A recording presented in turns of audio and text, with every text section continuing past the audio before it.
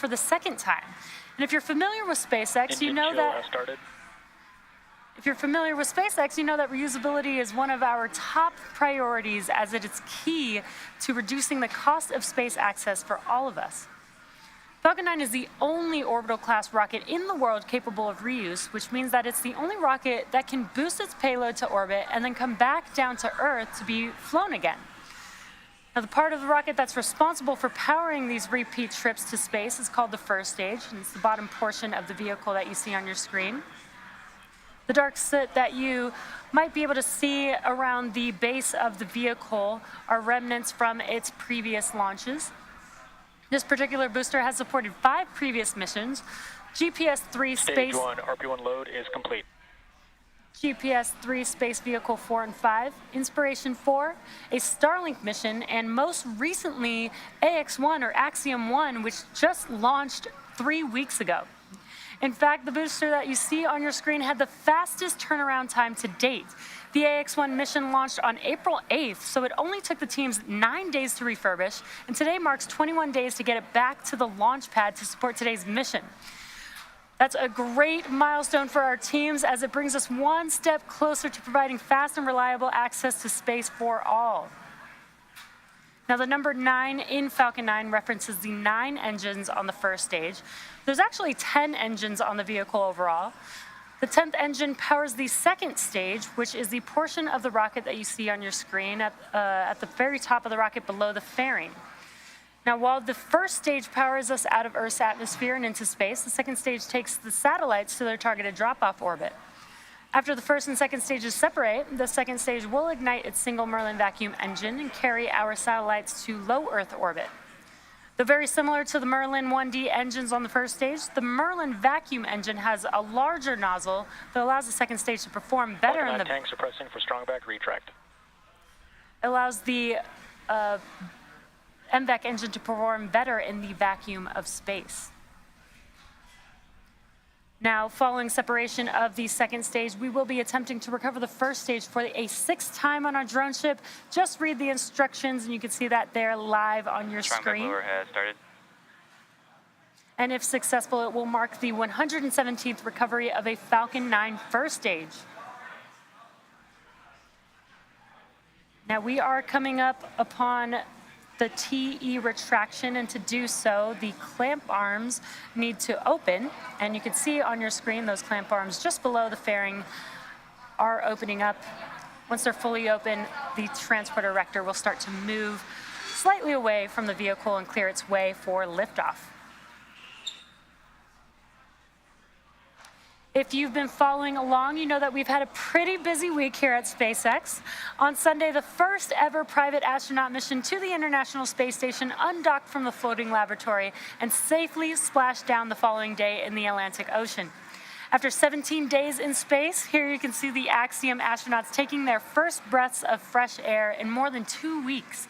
Here you can see Commander Michael Lopez Alegria, pilot Larry Connor, and mission specialist Mark Pathy and Eitan Stibba.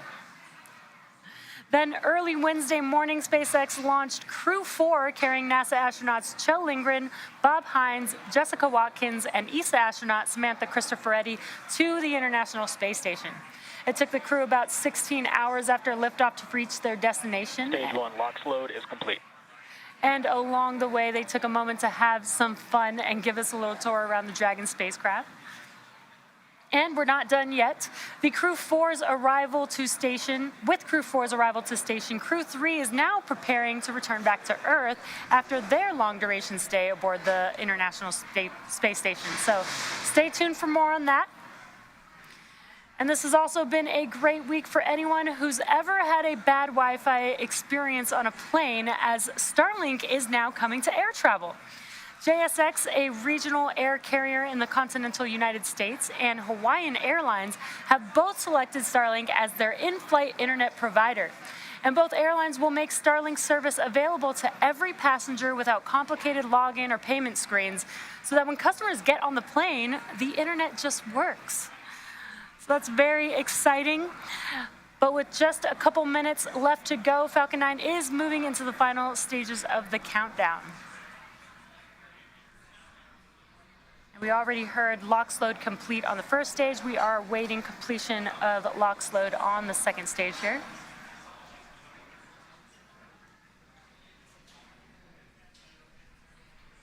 Stage 2 LOX load is complete. Great news, that's that call out. What that means is now prop load is complete on Falcon 9 and ready for T0 today. We'll start to vent out. Yes, close out. Start to vent out the liquid oxygen lines on the transporter erector so you can see those white clouds there on your screen.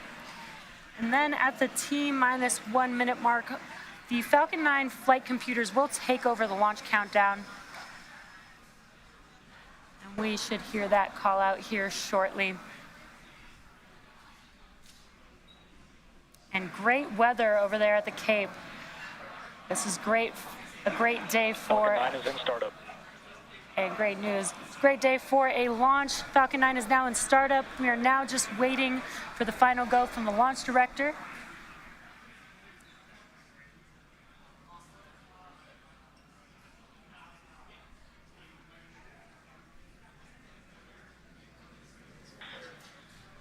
Falcon 9, Starlink 416, LD is go for launch. And great news, we are go for launch. 30 seconds. Now with all systems go, let's watch as Falcon 9 takes our 53 Starlink satellites into orbit.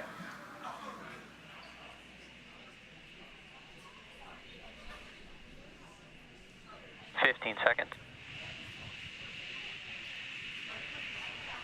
T-minus 10, 9, 8, 7, 6, 5, 4, 3, 2, 1. Ignition. Lift off for Starlink. Go Falcon. Go Starlink 416.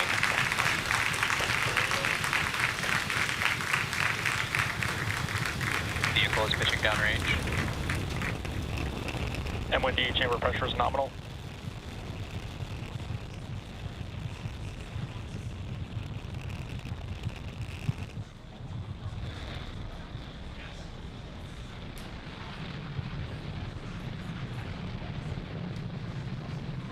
Falcon 9 has successfully lifted off from Space Launch Complex 40, carrying our 53 Starlink satellites. Now, although at liftoff gravity is pulling the vehicle straight down, as we ascend, we tilt the engines. Power and telemetry nominal.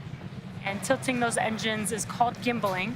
That turns the rocket horizontally, and you can kind of see that there on your screen. So we are still going up, but we're also heading horizontally away from the launch pad. And that is what we call a gravity turn. And we are coming up on max Q here in a few seconds.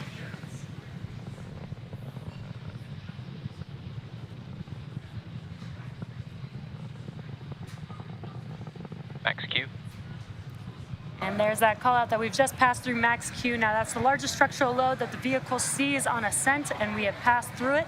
So next step will be a series of events. First will be MECO, or main engine cutoff, and that's where all 9 of the Merlin engines will shut down. And that slows the vehicle down in preparation for the second milestone, which Start is of MVAC engine chill. the second milestone will be stage separation. That's where the first and second stage separate from each other. First stage will start to make its way back to Earth, and the second stage will continue on its journey Vehicle is following a nominal trajectory. with SES-1, or second stage engine startup 1. And that's where the single Merlin vacuum engine will light up and propel the second stage along with the Starlink satellites to orbit. We've got some awesome views watching Falcon 9 on ascent. We're just about 15 seconds away from those 3 events: MECO, stage separation, and SES-1. Just about 10 seconds or so after SES-1, we should also see the fairing halves jettison from the second stage.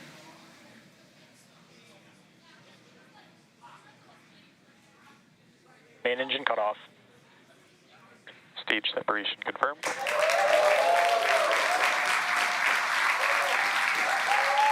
MVAC ignition.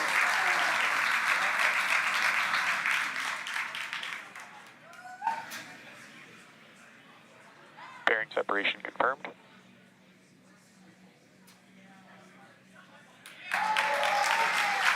And some incredible views there. We just had Miko's stage separation. You can see those fairing halves on your right-hand screen Both falling vehicles back are to following Earth. nominal trajectories. And got some nominal callouts. The MVAC engine lit up on the second stage. The first stage grid fins have deployed. So on your left-hand screen, you're looking at a view from the first stage. On your right-hand screen, you're looking at a view of the MVAC engine on the second stage. While that second stage is doing its job, that first stage is coming back home to Earth, and it'll execute 2 burns to get back home. First is the entry burn, and that's where 3 of the 9 M1D engines reignite, and that helps to slow the stage down as it's entering back into the denser part of the Earth's atmosphere. Then the atmosphere actually helps to scrub a lot of the velocity of the vehicle until the second and final burn, which is the landing burn. That's a single engine burn that brings the vehicle speed down rapidly in order to touch down on the drone ship. Acquisition of signal, Bermuda. And again, today we will be attempting to land on Just Read the Instructions. And each one of these M1D engines is about 190,000 pounds of thrust. So we do only use 1 engine for that final landing burn to touch down on our drone ship. And the drone ship, just for size, is about equivalent to Both vehicles are following nominal trajectories. equivalent to the size of a football field, so it's pretty large. We're just a couple minutes away from the entry burn starting up on the first stage. First stage also has 4 landing legs made of carbon fiber aluminum honeycomb, and they're placed symmetrically around the Falcon 9 vehicle and stowed at the base of the vehicle. They just deploy just right before the vehicle touches down. Got some great views here. Again, on your left-hand screen is a view looking aft, now looking forward of the first stage. And on your right-hand screen, a view of the second stage. Again, looking at the MVAC engine, but we got a great view of the Earth in the background of both of these views. Again, today we are carrying our Starlink satellites to their drop-off orbit. And on your left-hand screen, you might see some white puffs there. There you go. Those are nitrogen gas puffs. Those help with attitude control, as well as the grid fins helping to guide the vehicle back to the landing zone.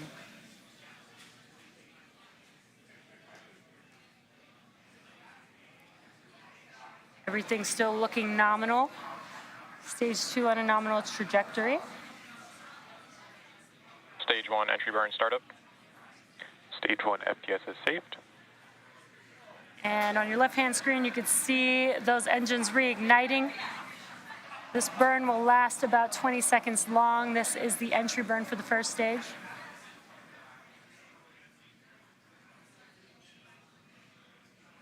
Stage 1 entry burn shut down. And as you saw, those engines shut down. That concludes the entry burn. Both vehicles continue to follow nominal trajectories.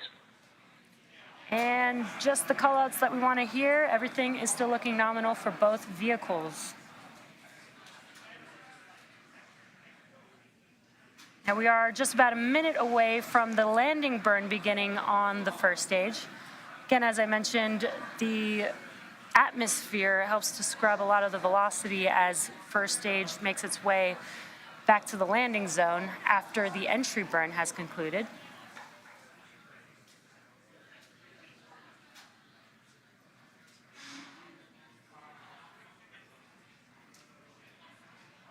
And we got a great view here of the second stage. And I mentioned that soot earlier on the first stage.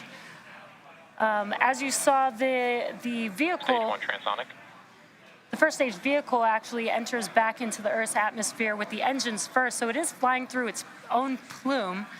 And the fuel for Falcon 9 is a kerosene, which is carbon-based, and that's what creates that soot onto the vehicle.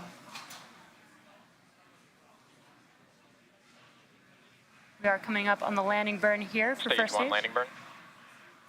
Great timing. Landing burn has begun. Again, this will also last about 20 seconds, and we should see the landing legs deploy just before touchdown, and some great views here. Stage 1 landing leg deploy. Stage 2 is in terminal guidance.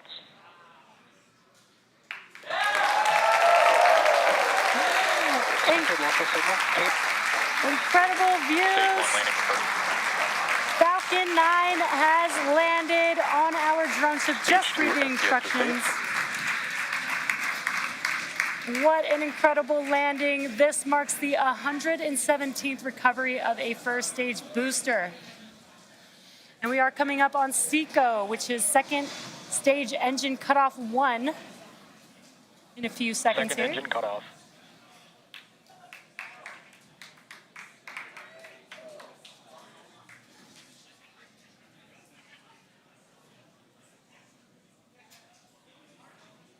Nominal parking orbit.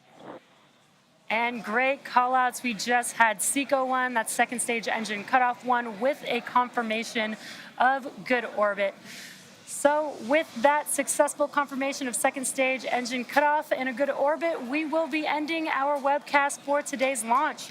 Now, as mentioned previously, we will be confirming payload deploy via our social channels, so keep an eye out for that. Thank you to the Federal Aviation Administration for supporting Acquisition of signal, Newfoundland. mission today. And of course, thank you to all of our viewers and all of our Starlink customers using our service at this time. Keep an eye out on our social channels for the latest SpaceX news, and we'll see you next time.